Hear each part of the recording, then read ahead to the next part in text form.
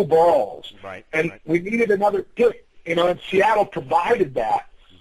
But the music, the core of that scene was a lot of drug addicts and self-involved people who were struggling. And as that went down and got taken over by the pussies, it became this music that was no fun. And nobody's getting laid at a Seven Mary 3 show, And we live in the last 10 years, we've lived in a world where there was no 19-year-old David Lee Roth coming up out there. Everybody's singing like their feelings, like I care, Yeah. And somewhere out there has to be some kids going, screw this, I'm going to buy leather pants and go get laid. Let's make a band. Yeah, shit, yeah. And I'm hoping. I don't know, I mean, my kids are 12, and when they want to disappear, like I used to go into my room and disappear listening to music, they play video games. Yeah. I don't know. I don't know what the future holds, but, in the meantime, there's a lot of guys who are getting a little on in years who are still willing to kick out the jams when you let us. So, Yeah.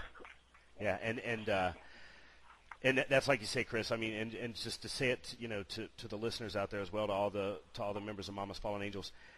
When you get, and we've got a lot of members from Spain and a lot of members from, Italy, some of the places that you're going in the next little bit, Germany, Austria, we've got fans there.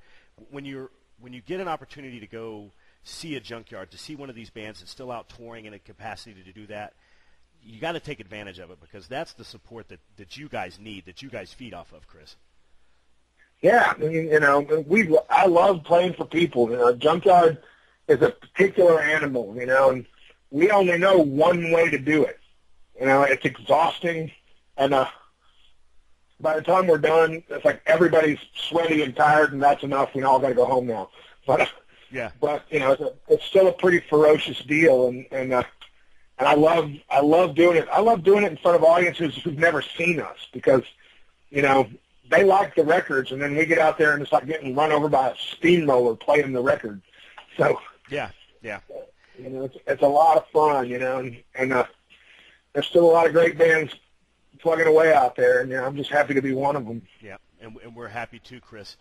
Mama's Fallen Angels, talking to Chris Gates. We really appreciate you taking the time, Chris. When you're sitting around thinking, man, our bands don't put out any music anymore, or there's not a lot of our music still out on the market, Junkyard put out 3 last year, guys. So quit bitching.